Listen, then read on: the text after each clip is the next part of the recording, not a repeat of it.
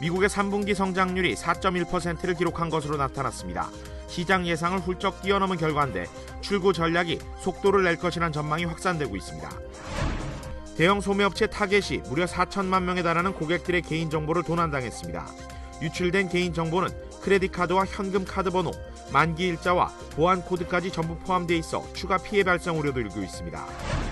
오바마 대통령은 송년 기자회견에서 미국 정보기관의 첩보 수집행위 관련 개혁안을 다음 달에 고쳐야하겠다고 밝혔습니다. 이러한 핵 문제는 협상을 통해 해결하겠다고 강조했습니다. 프랑스에서 100% 인공심장이 처음으로 환자에게 이식됐습니다. 이 인공심장은 사람의 심장과 똑같이 기능하고 이식을 받는 환자에게 거부 반응도 없는 것으로 알려졌습니다. 지난 8월 KBS 아메리카가 후원했던 금난새와 함께하는 희망 콘서트, 그 수익금으로 모아진 장학금이 5명의 청소년들에게 전달됐습니다.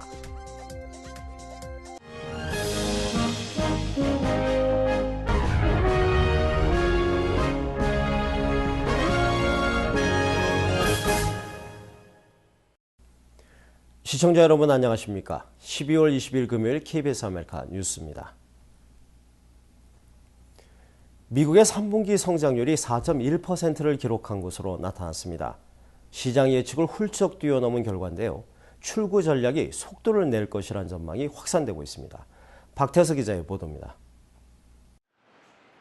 미 상무부는 지난 3분기 미국의 GDP, 국내 총생산 성장률이 4.1%를 기록했다고 발표했습니다. 2달 전에 나온 예상치보다 1.3%포인트나 높았습니다.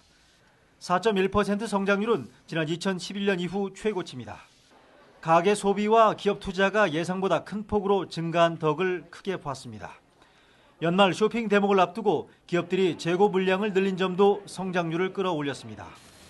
미국 경제가 기대 이상으로 선전을 펼치면서 미 중앙은행의 양적 완화 축소도 보다 빨라질 거란 예상에 무게가 실리고 있습니다. If the incoming data broadly support the committee's outlook for employment and inflation, we will likely reduce the pace of securities purchases in further measured steps at future meetings. 성장률 낭보에 향후 경기에 대한 기대감 속에 미 주식시장은 사흘 연속 올랐습니다. 우량주 중심의 다우지수는 0.26%, 42포인트 상승한 16,221의 거래를 마감했습니다. 나스닥 지수도 1% 이상 오르는 등 미 증시 3대 지수가 모두 올랐습니다. 유럽에서도 영국 런던 증시와 독일, 프랑스 증시가 모두 상승 마감했습니다. 뉴욕에서 KBS 뉴스 박태서입니다. 대형 소매업체 타겟이 무려 4천만 명에 달하는 고객들의 개인정보를 도난당했습니다. 유출된 개인정보는 크레딧카드와 현금 카드 번호, 만기 일자와 보안 코드까지 전부 포함되어 있어 추가 피해가 우려되고 있습니다. 보도에 윤범수 기자입니다. 이번에 유출된 개인정보는 무려 4천만 건에 달합니다. 블랙 프라이데이가 시작된 지난달 27일부터 일요일이었던 지난 15일까지 매장에서 물건을 구입한 고객들이 여기에 해당됩니다. 온라인 구매자는 정보가 유출되지 않았습니다. 유출된 정보의 내용은 개인 크레딧 카드나 데빗 현금 카드 번호, 카드 사용 만기일인 expiration date, 그리고 카드 뒷면 마지막에 적혀있는 보안 코드 3자리 숫자입니다. 정보를 입수한 사람이 마음만 먹으면 얼마든지 현금을 인출하거나 물건을 구입할 수 있다는 말입니다. I wouldn't start cutting up credit cards just yet, but if you did shop at Target between November 27th and December 15th, there's a decent chance that your card may have been compromised. 현재 타겟 측은 더 이상의 유출은 없으며 연말 쇼핑에도 아무런 문제가 없다고 밝히고 있습니다. 하지만 지금까지 빠져나간 정보가 어떻게 유출됐는지는 해명하지 못하고 있습니다. 일부 전문가들은 해킹을 통한 유출이라면 고객 정보를 제3자에게 팔아넘길 가능성도 있다고 설명합니다. There may not be any suspicious activity yet because the attackers might sit on this information for some time. They might sell that data to other people that might take action on it. 한편으로는 이번 도난된 정보의 규모나 타겟이 구축한 전산망 보안 시설을 감안했을 때 이번 사건이 내부 소행일 수도 있다는 의혹도 일고 있습니다. 이와 관련해 타겟은 사건을 관련 금융기관에 통보했으며 현재 외부 업체에도 이번 사건에 대한 조사를 의뢰한 상태입니다. 보안 시스템이 갖춰진 대형 소매 체인에서 이 같은 사건이 발생하면서 연말 소비 심리까지 위축될 수 있다는 우려가 나오고 있습니다. Out of all those dates, I've been here 6 times using my card. But we will definitely be keeping an eye on our credit card. No credit card, no debit card, nothing but cash now during the holidays. 타겟은 미국 내에서 월마트에 이어 두 번째로 큰 오프라인 슈퍼마켓 체인으로 현재 북미 지역에만 총 1,921개의 매장을 운영하고 있습니다. 한편 이번 사건은 지난 2005년 TJmaxx 4,100만 명의 고객 계좌 정보 유출 사고 이후 가장 큰 규모의 개인정보 도난 사건입니다. KBS 뉴스 윤범수입니다. 오늘부터 시작되는 할리데이 시즌 기간 중 LA 국제공항을 통해 여행을 떠나게 될 항공 여행객의 수가 260만 명이 될 것으로 추산됐습니다. CBS 방송은 이 같은 수치가 지난해보다 8.2% 상승한 것이라고 밝혔습니다. 공항 측은 혼잡을 피하기 위해 출발 전 웹사이트를 통해 사전 체크인 수속을 해줄 것을 당부했습니다. 오바마 대통령은 송년 기자회견에서 미국 정보기관의 첩보 수집 행위 관련 개혁안을 다음 달에 구체화하겠다고 밝혔습니다. 이러한 핵 문제의 경우엔 협상을 통해서 해결하겠다고 강조했습니다. 이강덕 기자의 보도입니다. 오바마 대통령은 미국의 첩보 수집 행위 개선과 관련해 46가지 개선안을 보고받았으며 최종 정리 작업을 벌이고 있다고 밝혔습니다. 오바마 대통령은 개선안은 정보기관뿐만 아니라 정부의 다른 기관은 물론 정부 밖에서도 받아서 총체적인 평가를 하고 있다고 밝혔습니다. What we're doing now is evaluating all the recommendations that have been made. Over the next several weeks, I'm going to assess. 오바마 대통령은 다음 달 중에는 첩보 수집행위 개선안이 구체화될 수 있을 것이라고 설명했습니다. 특히 2.15 프로그램으로 불리는 미국인 전화통화 내역 조사뿐만 아니라 해외 첩보 활동 관련 다른 나라들의 신뢰를 얻는 방안도 제시돼야 한다고 밝혔습니다. 오바마 대통령은 이란 핵 문제는 협상을 통해 해결해야 한다는 점도 강조했습니다. It is my goal to prevent Iran from obtaining a nuclear weapon, but I sure would rather do it diplomatically. 협상을 통해 잃을 것은 없으며 협상이 실패하면 제재를 강화할 수 있다고 밝혔습니다. 북한 관련 오바마 대통령의 특별한 언급은 없는 가운데 미 국무부는 북한 지도부가 위협이나 도발 대신 평화의 길을 선택하라고 거듭 충고했습니다. 워싱턴에서 KBS 뉴스 이강덕입니다. 지난 8월 KBS 아메리카가 후원했던 금난새와 함께하는 희망 콘서트, 그 수익금으로 모아진 장학금이 5명의 청소년들에게 전달됐습니다. 노승욱 기자의 보도입니다.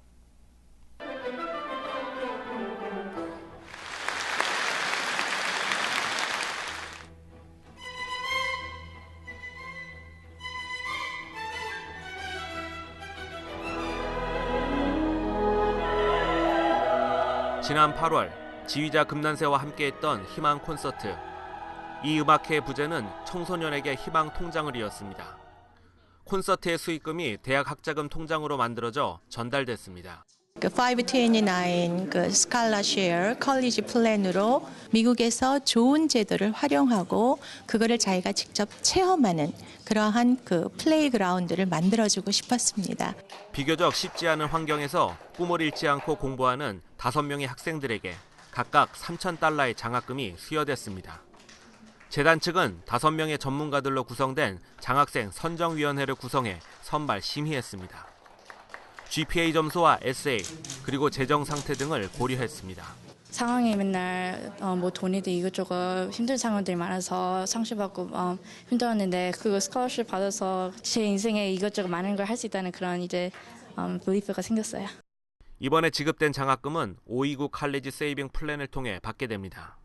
이는 주정부에서 운영하는 학자금 프로그램입니다. 장학생으로 선발된 학생들이 대학 입학 허가서를 받을 때 학자금으로 학교에 직접 지급됩니다. 그 학교를 직접 나가게끔. 그러면 학생들이 중간에 공부도 열심히 하게 되고 우리가 이 사람들을 지원해 주는 게 또 우리 커뮤니티 뱅크 은행의 또 미션이고 기쁘게 참여하고 있습니다. 재단 측은 내년에도 커뮤니티를 위한 장학 사업은 계속해 나갈 예정이라고 밝혔습니다. KBS 뉴스 노승욱입니다. 북한을 3번째 방문한 로드먼의 행보에 세계의 이목이 집중되고 있습니다. 그 같은 시선 때문인 듯 로드먼은 방북 기간 중에 가급적 정치적인 발언을 자제하고 있습니다. 이민우 기자의 보도입니다.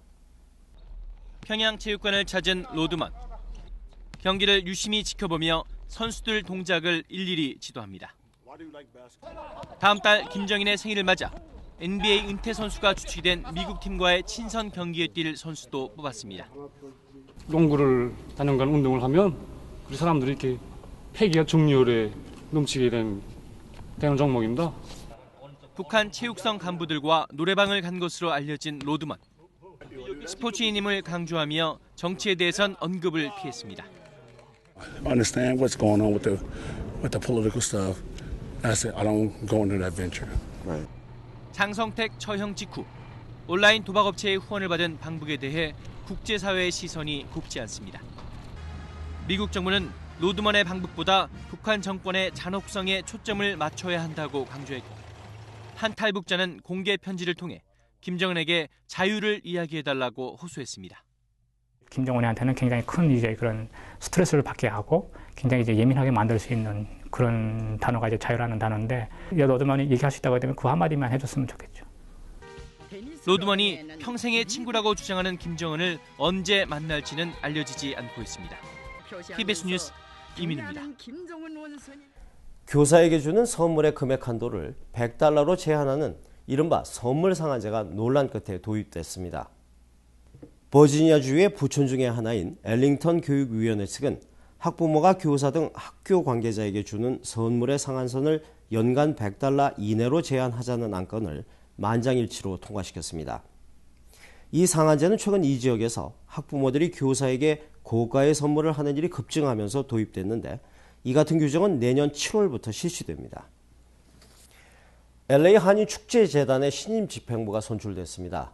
집행부 측은 재단 운영의 투명화를 제1사업으로 꼽았습니다. 윤범수 기자가 전합니다. LA 한인축제재단이 정관 개정을 통해 달라진 방식으로 신임 집행부를 선출했습니다. 재단 측은 지난 수요일 열린 정기이사회를 통해 41대 회장의 김준배 이사를, 이사장의 박윤숙 이사를 각각 선출했습니다. 그동안 그 재단에 제가 오래 있었기 때문에 재단의 모든 관계나 모든 상황을 잘 알기 때문에 역시 열심히 봉사하는데 그저 최선을 다하겠습니다. 앞서 재단 측은 지난 7월 임시총회를 통해 현 이사장이 차기 회장에 자동 내정되도록 정관을 개정한 바 있습니다. 이에 따라 앞으로 축제재단은 회장이 최대 2년까지 연임하고 이후에는 이사장이 회장을 자동 승계하며 앞으로 이사회는 신임 이사장만 경선을 통해 선출할 계획입니다. 또 재단 재정이 흑자로 돌아서는 내년부터는 회장 내정자가 재정 충당금 형태로 지불했던 공탁금도 없애기로 해 재단 운영에 뜻이 있는 이사들의 참여 폭을 넓혔습니다. 한편 재단은 올해 10월에 열렸던 제40회 한인축제 결산을 통해 총 $74,580 76센트의 순이익을 기록했다고 보고했습니다. KBS 뉴스 윤범수입니다. 프랑스에서 100%의 인공심장이 처음으로 환자에게 이식됐습니다. 이 인공심장은 사람의 심장과 똑같은 기능을 하고 이식을 받은 환자에게 거부 반응도 없는 것으로 알려졌습니다. 김성모 기자의 보도입니다. 100% 인공으로 만들어진 심장이 처음으로 환자에게 이식됐습니다. 프랑스의 조르주 봉피두 병원은 지난 18일 70대 신부전 환자에게 인공심장 이식 수술을 시행했다고 밝혔습니다. 병원 측은 환자가 수술받은 지 얼마 안 돼 성공 여부를 아직 단언할 수 없지만 상태가 양호하다고 말했습니다. 환자는 기증된 다른 사람의 심장을 이식받기엔 나이가 너무 많아 인공심장 수술을 받았습니다. 이 인공심장은 프랑스의 의료회사가 개발한 것으로 사람의 심장과 모양이 같습니다. 2개의 심실을 가지고 있고 기능도 사람 심장과 동일합니다. 개발회사 측은 신체 활동에 맞게 인공심장이 작동한다고 밝혔습니다. 환자가 잠을 잘 때는 심장 박동이 줄어들고 계단을 올라가면 박동이 증가하게 됩니다. 개발회사 측은 이 인공심장이 인체 거부 반응이 없다고 설명했습니다. 개발회사 측은 또 이번 수술이 성공으로 판명될 경우 연간 수만 명의 환자들에게 보다 나은 생활이 가능해질 것이라고 말했습니다. 파리에서 KBS 뉴스 김성모입니다.